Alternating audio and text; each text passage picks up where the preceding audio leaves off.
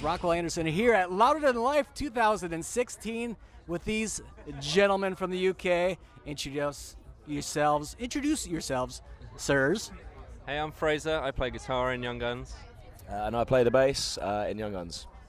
These two fuckers I interviewed at Northern Invasion 2015, but the last time I saw you guys before today at Louder Than Life was on the Vans Warped Tour in Milwaukee, Wisconsin.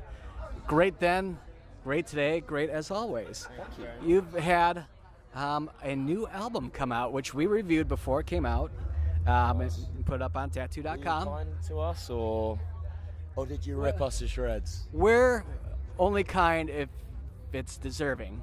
Okay. Did we deserve it? You deserved it. Whatever way. Whatever. Is it all right? Mischievous Mel actually did the review, and she fucking loved it. Oh, I listened to the whole album. That's good then, isn't it? Yeah. Fucking loved it. It's going to be in our top albums of the year, definitely in our top list of 2016. So who wants to talk a little bit about what's going on with the album right now? It just came out just a little while ago. What's the newest single, or what's the newest single and video? Fraser?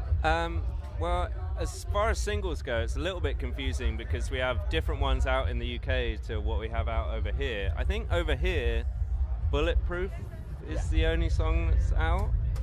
And then in the UK we just put out a song called Mad World, which is I think track 4 or 5 on the record. So maybe that will come out over here, but I honestly don't know. I hate asking bands these questions because you don't know. You show up, you play, and you go to the next city.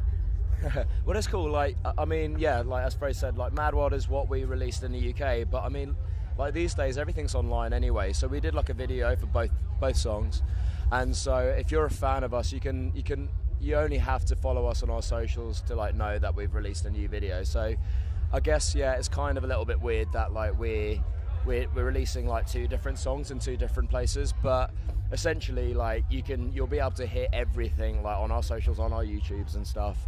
But I think we're hoping for our next single to like release like the same song, because it's always nice like to actually push one song. Like if you know that the song's gonna be the next single, then you can just push it like, you know, fully like in worldwide, right?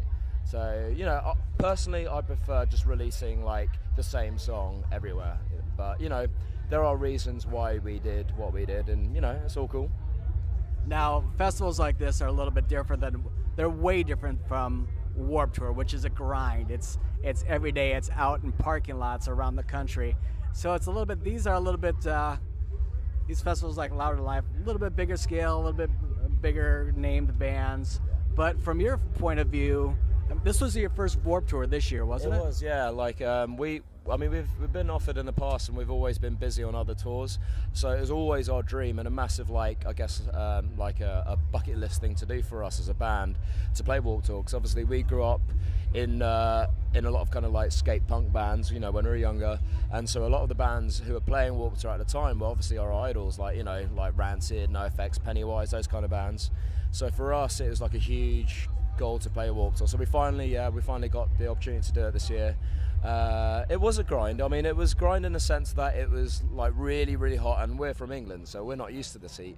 But it is the most fun at the same time, because you're on tour with like 50 other bands, and like you know, you're just hanging out every day, and everyone's in it together. Everyone's doing the same thing. So we just kind of like pull up the what do you call them, like the chairs like on the back of the bus, and you know, hang out with everyone, have a cookout, have a grill, you know. So it's a really good vibe. And the fans are a bit different. Obviously, Warped Tour generates a younger fan base, what I call the hot topic crowd. So how was that for you? Because you guys have been playing major festivals the last few years, and Warped Tour is a younger kid, more of a 13 to 23 demographic, whereas festivals like this are more of a 21 to 35 kind of demographic. So did you notice that, or was that, do you have, a fan is a fan no matter what age you are, but do you have a preference, or did you see a difference in the energy that you got from the crowds? It's difficult because in the UK, that kind of what you call the hot topic crowd is kind of what we're used to playing to in the UK, and then we came over here and we started playing to, like you said, the crowds at these sort of festivals, a little bit older, But I think in the States, like, rock is kind of accepted whether you're, like, I don't know, 12 or whether you're, I don't know, 65. Or an old fucker like me. So in the UK, it's a little bit different. Like, I think if you're in a band like ours, it is kind of a younger person's audience, you know. But over here, it's kind of just accepted that just everyone's into it. It's kind of more mainstream, which is great to see, really. Excellent. Hey, we're also doing this for Rockwell Unscene magazine, of course, and we always talk about the music, but we're also doing this for Tattoo.com. So we're going to talk some ink. And both of these gents are tattooed, but we're going to talk to this fucker first. Frazier, tell us about your ink. Artist, who do you go to? Where do you go to? Tell us what it's all about. I'm trying to think. This was the first one I got, this rose on my forearm. And then the girl that did it did my whole sleeve. It's a tattoo shop called Frisk Street Tattoo. It's in Soho in London.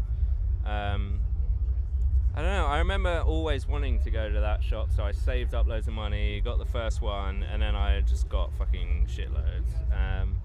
And then it kind of spread from there. I haven't been tattooed in a while, because I think the last few ones I got, like, this little heart thing. They've all kind of, like, bled out a bit, so they're a bit crap. The hands are tough. The hands are tough. You should show everyone your snail. Oh yeah, I've got like a funny leg. I can't remember which leg it is. There it is. Yeah, I've got a snail, and it says chill. And I've got pizza till death on the back of there. Pizza till death. That's awesome. A duck. I don't know why. That's my like random tattoo leg. I think the chill one sums Fraser up. Yeah. With the snail. How about the other arm? This is a guy called Cham, an Italian guy. Also, he works in London as well. He did kind of that whole thing. And then this one's kind of probably the most recent one I got. It's kind of like a woodcut thing, like a lino thing, just like a whale. I don't know, I decided to do something a bit different because kind of all my tattoos are like snakes and roses and daggers and like a bit old school, so I thought I'd get something a bit different. What do you have written on your arm? That's actually, I don't really read books, so I like read like one book and I was like, well, I've got to get something tattooed. So it was from Moby Dick. There's an ant crawling on me. It's basically, it says, there is no quality in this world that is not what it is merely by contrast. Nothing exists in itself. So it's kind of like, I don't know, to feel hot, you have to have felt cold, or like to feel sad, you have to have felt happiness. You know what I mean? Like nothing exists in itself. It's actually, the part in the book is the guy has his feet hanging out the edge of the bed and they're like freezing, but the rest of him's warm, and that's where it comes from. That's pretty cool. And actually, a little bit of, it's kind of deep. It's kind of deep, but kind of not at the same time, because it comes from just being like. Because you just ripped it from Moby Dick. Yeah, and it's about people's feet being cold when they hang out the edge of the bed, so I liked it. That's what matters. You liked it well enough to put it on your arm permanently. I thought I had to commemorate the only book I've ever read, so. Celebration. Yeah. And you, sir, where is your ink? What do you have? So I've only got a couple of tattoos, but I've got one here. This was a reminder of my father that passed away, like in 2008. So I've got like a couple of tattoos that kind of like, I guess, mean a lot to me. Because my problem is that I get bored of things really, really quickly. And so don't put anything permanent down. Yeah, well, I kind of, you know, I'm open to more tattoos for sure, but it's kind of like for me, like I feel like it has to like have some kind of connection, or I think it's really cool. So yeah, I've got the anchor here, and I love dogs. You see, My favorite. what's that?